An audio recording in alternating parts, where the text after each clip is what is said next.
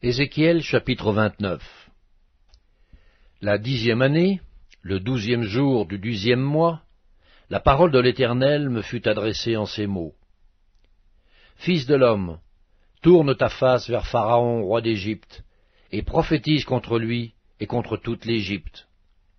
Parle, et tu diras, ainsi parle le Seigneur l'Éternel.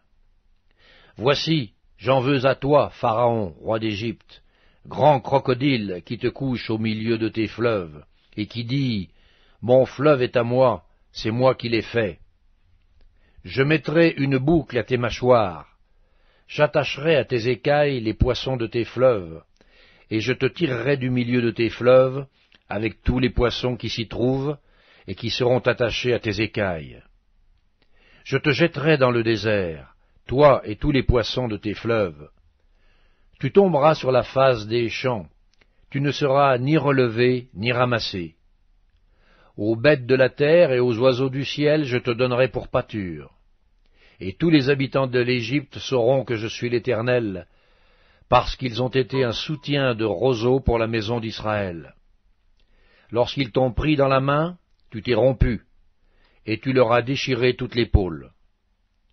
Lorsqu'ils se sont appuyés sur toi, tu t'es brisé, et tu as rendu leurs reins immobiles. C'est pourquoi, ainsi parle le Seigneur l'Éternel.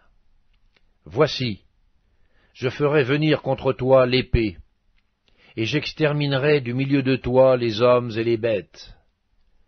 Le pays d'Égypte deviendra une solitude et un désert, et ils sauront que je suis l'Éternel, parce qu'il a dit, le fleuve est à moi, c'est moi qui l'ai fait.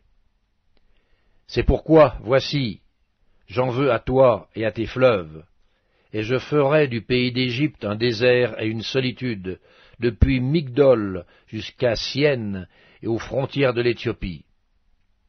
Nul pied d'homme n'y passera, nul pied d'animal n'y passera, et il restera 40 ans sans être habité. Je ferai du pays d'Égypte une solitude entre les pays dévastés, et ses villes seront désertes entre les villes désertes pendant 40 ans. Je répandrai les Égyptiens parmi les nations, je les disperserai en divers pays. Ainsi parle le Seigneur l'Éternel. Au bout de 40 ans, je rassemblerai les Égyptiens du milieu des peuples où ils auront été dispersés. Je ramènerai les captifs de l'Égypte, je les ramènerai dans le pays de Patros, dans le pays de leur origine, et là ils formeront un faible royaume.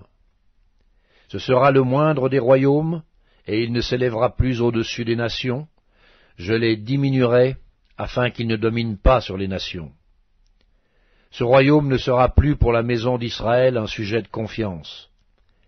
Il lui rappellera son iniquité quand elle se tournait vers eux. Et ils sauront que je suis le Seigneur, l'Éternel.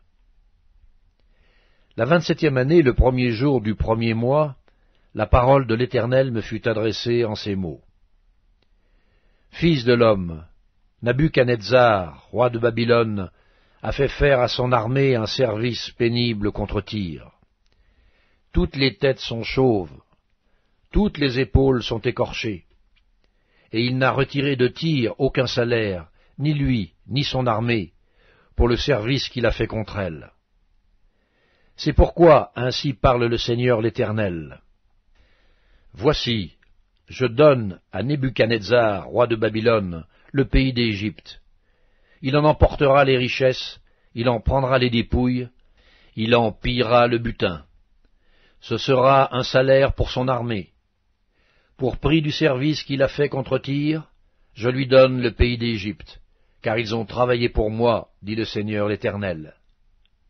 En ce jour-là, je donnerai de la force à la maison d'Israël, et je t'ouvrirai la bouche au milieu d'eux, et ils sauront que je suis l'Éternel.